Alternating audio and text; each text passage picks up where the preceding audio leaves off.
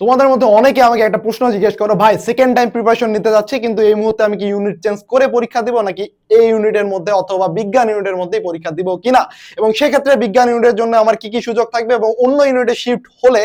আমার আসলে কি প্রয়োজন হবে, এবং কাদের আসলে বিজ্ঞান ইউনিটেই থাকা উচিত এবং কার বিজ্ঞান ইউনিটে থাকা উচিত না, এই বিষয়টা নিয়ে আলোচনা করবো আজকের এই ভিডিওতে। তো তোদের মধ্যে যাদের মাইন্ডসেট এমন যে ভাই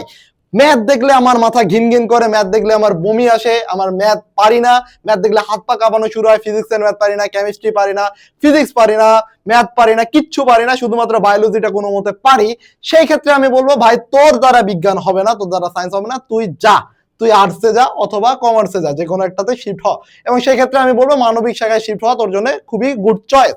এবার আসি, যারা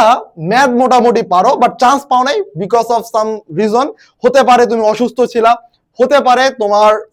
অনেক কিছু গ্যাপ ছিল যেগুলো ফুলফিল করতে পারো নাই, যার কারণে তুমি হচ্ছে সেকেন্ড টাইম প্রিপারেশন নিতে চাচ্ছ, সেই ক্ষেত্রে আমি বলবো অবভিয়াসলি তোমার এ ইউনিটে থাকা উচিত, বি ইউনিটে না যে, এবং এর জন্য তোমাকে কিভাবে প্রিপারেশন নিতে হবে এই বিষয়গুলোর গাইডলাইন দেওয়ার চেষ্টা করব আমি এবং তোমার নাজমুল সাকিব ভাইয়া, দুজনে পড়াশোনা করতেছি এই মুহূর্তে ঢাকা ইউনিভার্সিটিতে, একজন সিএসসি ডিপার্টমেন্টে, একজন অ্যাপ্লাইড কেমিস্ট্রিতে, এবং আমরা টেক নিয়ে এবং আমরা শিক্ষার উপর প্রায় 2-3 বছর ধরে কাজ করে যাচ্ছি। সো এই জায়গায় আমাদের থেকে বেটার সাজেশন হয়তো বা তোমাদের কেউ দিতে পারবে না। তো তোমাদের কাজ হবে আমাদের টেলিগ্রাম গ্রুপে জয়েন হয়ে থাকো এবং সেখানে তোমাদের ডাউট গুলো নিয়ে আলোচনা করো, আমরা তোমাদের ডাউট গুলো শুনবো, সেই অনুযায়ী তোমাদেরকে সাজেশন দেওয়ার চেষ্টা করব এবং রেগুলার একটা রুটিন তৈরি করে দেওয়ার চেষ্টা করবো, এবং এক্সাম